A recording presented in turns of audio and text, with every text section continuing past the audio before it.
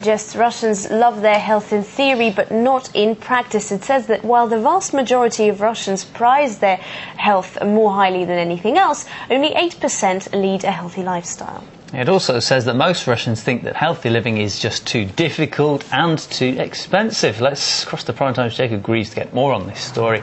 Good evening to you, Jacob. Give us a little more detail on this. Is this just a case of leaving the cheese off your beef burger? Well, what constitutes healthy living? Not quite as easy as that, I'm afraid. They've contributed down to really 4 factors. If you don't drink, if you don't smoke, if you eat healthily, and also if you're regularly exercising. So it's definitely not just about leaving that cheese off your next burger. Now, really, the discrepancy they've pointed out here is that 95% of those Russians polled, so they value their health highly. In fact, it's the most important value to them. But then they don't necessarily partake in a lifestyle that will achieve it.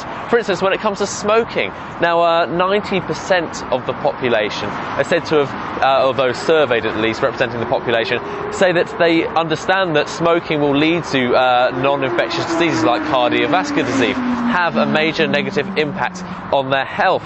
But then, Russia still has a major smoking problem. You see, annually per person in Russia smoked 2.3 thousand cigarettes.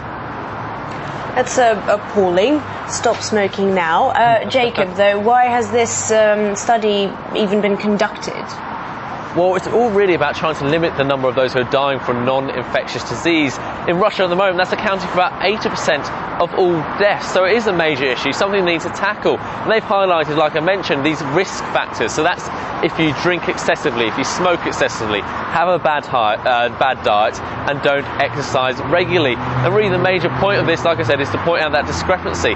For instance, they found that there are 82% of Russians polled aren't taking the necessary precautions. They will realise that it leads to a negative health impact, but they're not taking those precautions needed.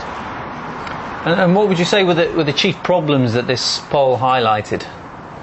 Well, a lack of awareness, really the point we've been getting to. I mean, just the simple fact that they're not aware that this can have a negative implication on your health. And one of the major problems they pointed out here leading towards that is that Russians don't really tend to see a doctor or a specialist regularly enough. In fact, in 2010, only 44% of Russians went to see a doctor. This is something we've been looking into, in fact, because Russia does have really a special place in their hearts for other forms of healing, folk medicine, for aura reading, and for healers as well. Now, I've been investigating this to find out if it's a good thing, why it's so popular, and also some of the negative implications it can have on the nation's health.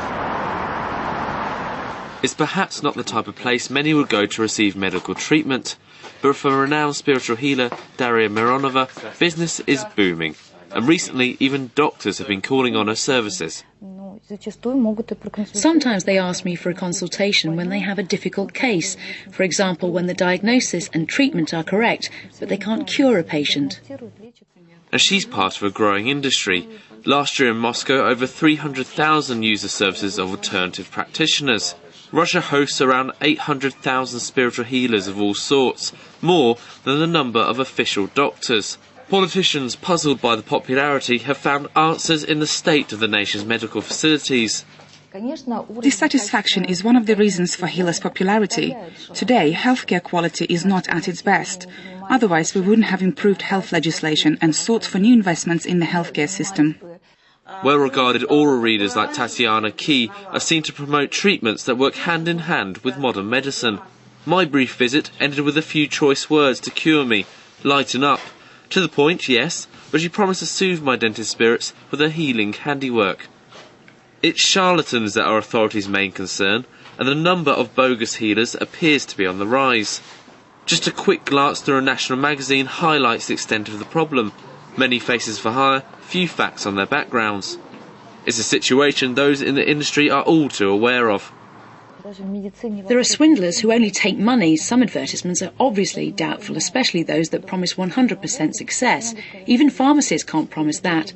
I would say that 90% of advertisements that we see in newspapers are fraud.